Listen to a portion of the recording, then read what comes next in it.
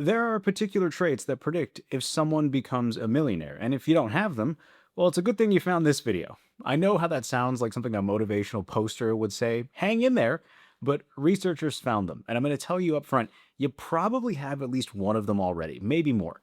This video is about the 5 signs you're already on track to be a millionaire. A few weeks ago, I'm standing in front of a hotel elevator. The doors creak open, the inside is all metal, industrial looking, the lights are this harsh white. It's like the beginning of a horror movie. The kind of elevator that's clearly not meant for guests. A woman inside, dressed in hotel employee clothes, looks at me, friendly enough, and says, "This is a service elevator. The guest elevators are down the hall." And then the doors close. And right in front of me, on the elevator door, eye level, is a sign. And in big yellow letters, it says the exact same thing the person in the elevator just told me. I spent at least 30 seconds standing right in front of it, waiting for the elevator. The sign didn't even register. I felt kind of dumb. I mean, I got up there the night before just fine. I just completely missed the sign that was already there. So the signs that you're already on the right track with money are there too, eye level. You just need someone to point at them. Researchers didn't study people on yachts. They studied 10,000 ordinary millionaires and asked them, what did you actually do? What did you actually have that got you here? The answers weren't what anyone expected, and they're probably not what you expect either. By the end of this, you'll realize you're further along than you've ever been told or even thought. Only about 7% of Americans are millionaires. In the wealthiest country on earth, that feels a bit off. Especially today, we have more access to investing tools and financial information than any generation in history. And yet, 93% never get there. The story you might tell yourself about why is probably the same one most people tell. Wrong family, wrong salary, wrong timing, the game was rigged before it started. The people in that 7% had something you didn't. Some edge, some advantage, some head start that made the difference. But then Ramsey Solutions actually tested that story. They didn't ask rich people on social media. They surveyed over 10,000 real millionaires and asked them to explain exactly how they got there. And that whole story fell apart. Only 31% of those millionaires ever earned more than $100,000 in a single year of their career. The top professions were engineer, accountant, and teacher. Every year when back to school comes around, you hear stories about teachers putting away their own money for supplies. Teachers don't get paid a whole lot to begin with. And they're a top 3 profession producing millionaires in America. So if income isn't the separator, what is? That's the question we're going to answer. 5 specific traits kept surfacing across multiple studies as reliable predictors of long-term wealth. Not personality types, not income levels, behaviors, ways of thinking, things that were present before the money showed up and that most researchers believed helped create it. I'm not going to give you a to-do list. I'm not going to tell you what you should do. I'm going to show you what the data says actually moved the needle and let you figure out how much of it you already recognize in yourself. My guess is more than you think. I started this channel for a lot of reasons. One of them is because I went to school for 20 years and nobody taught me any of this. By the time I had an income worth thinking about, my student loan debt was the size of a mortgage, then COVID hit. 6 months after becoming a doctor, I was filing for unemployment. So I had to figure all this out on my own. Hi, I'm Raj. On this channel, we talk about money. I'm not an expert, just a person trying to do a little better every day. Before we go through the signs, I want to be clear about what we're talking about when we say millionaire. And I want to be extremely clear about that because I think it'll make everything that follows land better. Social media has a very limited lens. There's one version of millionaire that's flashy, the highlight reel version. The average millionaire in the study drove a used car, shopped with a written grocery list, hadn't moved in years. They were building wealth while everyone around them assumed it wasn't possible without a break that they hadn't gotten. Thomas Stanley wrote about this exact person in his book Millionaire Next Door. His finding was straightforward. Most millionaires don't look the part. They just made a series of boring, consistent decisions over a long time. That is the version of wealthy we're talking about today. Now, before we get into the 5 signs, I need to say something that most videos like this skip entirely. Structural inequality is real. The racial wealth gap in America is documented, and it does not explain away any habits or mindsets. Systemic barriers in housing, lending, and access to quality education create headwinds that no list of traits fully overcomes. The Ramsey study skews toward people already engaged with personal finance content, which probably means it overrepresents people who started with fewer barriers to begin with. And Corley's sample size is 233 people. That's kind of small. There's a version of rich habits research that pushes the idea that poverty is a mindset problem. In some cases, that might be true. But in some cases, it's not. No one is investing their way out of poverty. I'm not saying this to discourage you. You've got a set of cards you were dealt with. But within whatever those cards actually are, these traits still move the needle. That's not a guarantee, but in a long enough game, they add up, and you can get more cards from the deck. Some of those cards you can even choose yourself. That may or may not have been a Yu-Gi-Oh reference. So two studies are doing the heavy lifting for this video. Ramsey Solutions National Study of Millionaires, over 10,000 US millionaires surveyed, largest study of its kind. They looked at demographics, backgrounds, behaviors, mindsets, trying to isolate what actually predicted wealth from what didn't. And Tom Corley's Rich Habits study. Corley is a CPA who spent 5 years tracking the daily behaviors of 233 millionaires. 177 of them were self-made, and alongside 128 people living in poverty. He was hunting for behavioral differences. Small sample, but the behavioral differences are hard to ignore. So neither is perfect, but both point in the same direction. So 5 signs, let's get into it. So here's something I want you to think about for a second. You're watching a finance video on your own time. You click the video and you're still here. And honestly, this video is probably going to be very minimally edited. So there isn't any crazy retention mechanics that the algorithm gurus like to tell me works. You wanted to understand something better. Nobody made you do this. Nobody signed it. You just showed up and you kept watching. Corley looked at 233 millionaires and asked them what separated their daily routines from everyone else. One thing kept surfacing. 88% of self-made millionaires dedicated at least 30 minutes every day to self-education because they understood something most people don't. Knowledge compounds the same way money does.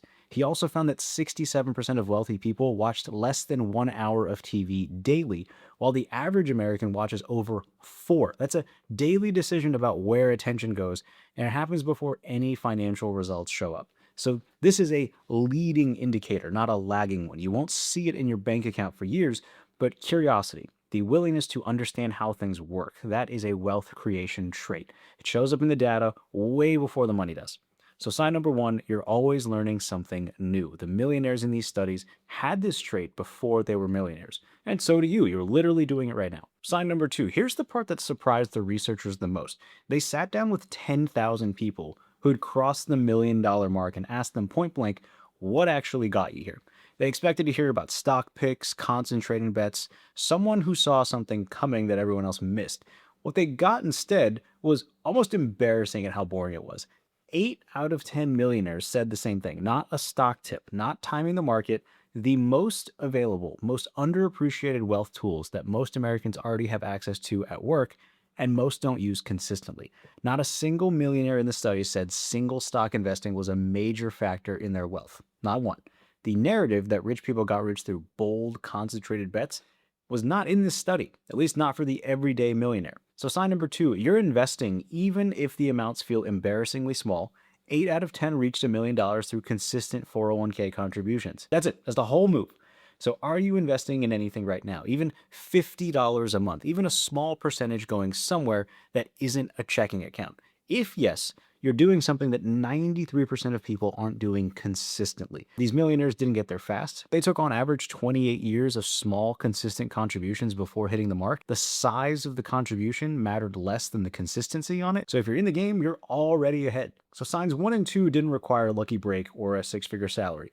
But sign 3 surprised me because there's a good chance you're already doing it. There's also a good chance that nobody has ever told you the research backs it up. So let me ask you something. When you see a credit card balance you don't like, do you feel something? Discomfort maybe, a low-grade anxiety, the urge to pay it off, to do something about it? Most people don't feel that way. They just sort of swipe and forget about it. So here's what Ramsey found when they looked at the single biggest behavioral difference between the millionaires in the study and everyone else. 94% of them consistently spent less than they made. It wasn't by a huge margin, not by some dramatic percentage, just a little consistently over a long time, and nearly 3 out of 4 had never carried a credit card balance in their lives. Now compare that to the average American carrying thousands in credit card debt, money being pulled backward every month, interest compounding against you. The millionaires weren't doing that. They were building a small surplus every month, and that surplus had somewhere to go. So here's what both studies kept coming back to. The intentionality came first. The gap between income and spending was a conscious choice, not a side effect of having more money. The habit created the outcome. So sign 3, you spend less than you make, even if it's not by much. Do you feel uncomfortable carrying debt? Do you check your balance before you buy something significant? Have you ever looked at a monthly statement and thought, I want that number to be better? That feeling of discomfort is the trait. You already have it, you just need someone to tell you it counts. So we're 3 signs in: learning, investing, spending. The next one is harder to explain because it's not really a behavior, it's more like a lens, and it might be the most predictive of all. Think about the financial news for a second. Any given week, interest rate decision, earnings report, some macro event that everyone says you need to react to. The entire system is built to make you think short term. This week, this quarter, this earnings call. Here's what the millionaires in these studies were doing instead. Corley found that one of the clearest behavioral differences between wealthy people and everyone else was something he called dream setting, not some woo-woo vision board. Sitting down and writing out in detail what your life looks like in 10 or 15 years, and then working backward from that image to figure out what today needs to look like. 80% of the millionaires in the Ramsey study were actively working toward one major goal at any given time, one clear direction that everything else organized around. Long-term thinking isn't just patience. In a culture engineered for short-term reaction, this is actually countercultural. So sign 4, you think in decades, not months. Do you have a sense, it doesn't have to be exact, of where you want to be financially in 10 years? It doesn't have to be a perfect plan, not a spreadsheet, just a direction, a number, a version of your life you're quietly moving towards. If you do, you're thinking like the 7%. Most people don't have that. They're managing this month, you're building something. That's the difference that compounds over time, just like money does. All right, so we're 4 signs in, but sign 5 is the one that I almost left out because it's kind of uncomfortable to talk about, but it might be the most important one. So 27% of millionaires in the Ramsey study said they had failed at least once in their business. These aren't people who had a clean run from 0 to a million. Some of them lost money, made bad calls, blew it in ways that probably took years to recover from, and they still got there. Corley found that 63% of the millionaires in a study took calculated risks as they built their wealth, and they weren't derailed by the times those risks didn't work out. The difference wasn't that they never failed, it's that failure never became their final status. I know what it feels like when it does. Before dental school and during dental school, I'd run the numbers on how much I would owe in my loans after I graduated and what that monthly payment was going to be. Every time I did that, I would think, I chose wrong. This is going to follow me forever. I didn't have a plan or an answer. There were so many unknowns. Then I started reading about how people actually built wealth. Not because I was sure it would work, but because deciding to figure it out felt better than doing nothing. So sign 5, you don't see failure as permanent. The reason I'm telling you this is because that choice to look for the next move instead of accepting what I perceived as a failure or loss, that was what sign 5 actually looked like in real life. It wasn't a grand pivot. It was just refusal to let the loan balance be the winner. Carol Dweck at Stanford spent decades studying what she calls a growth mindset, the belief that your abilities can be developed through effort.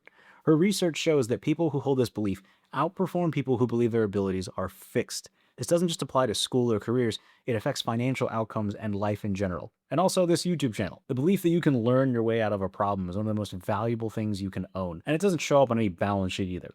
So think about the last time something didn't go your way, go the way you planned. A financial setback, a job that fell through, a decision you wish you'd made differently. Did you decide that this is just how things were going to be now? Or did you eventually slowly start to look for the next move? If it's the second one, you have this trait. The speed of recovery matters less than the direction of it. Millionaires aren't people who never fail. They're people who have a very hard time staying down. So here's something the data hints at, but nobody really says directly, but I will. The traits we just covered aren't rare. They're not the exclusive property of the financial elite. They're learnable, repeatable behaviors that you already naturally lean into. So why don't more people become millionaires? The answer isn't how smart someone is, and it isn't strategy. It's actually time. Specifically, the willingness to wait long enough for the boring right things to become undeniable. 28 years, that was the number that the Ramsey study found. The average millionaire hit the $1 million mark, basically at age 50. And this was after 28 years of consistent investing and disciplined spending. Corley's data says basically the same thing. His self-made millionaires averaged 32 years from start to finish. 28 to 32 years of doing the right things before the $1 million number showed up. It's not a stock tip, it's not a secret strategy, it's just time and willingness to keep going when the outcome wasn't visible yet. So if you're 30 right now, that timeline puts you at 58, which means whatever you're doing today, it's already in motion, the clock started.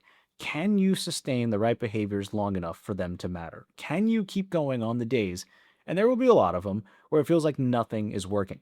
The people who made it aren't necessarily smarter, they're just more patient. They kept doing the boring right things even when there was no scoreboard to confirm it. When I first started taking personal finance seriously, like really seriously, I didn't feel like someone who had millionaire traits. I felt like someone who was already way behind.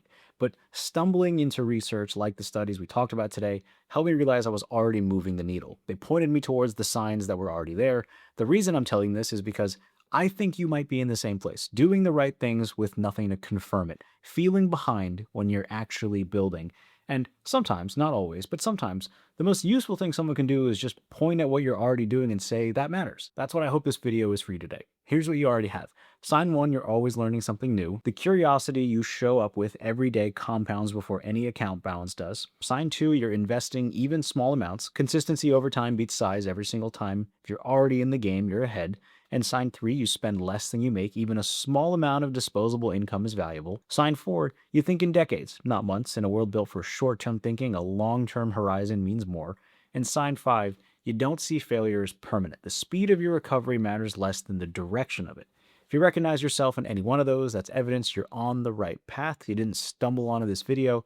You were already looking. That's the sign. If this video was useful, tap the like button, subscribe for more, and I'll see you in the next one. Have a good day.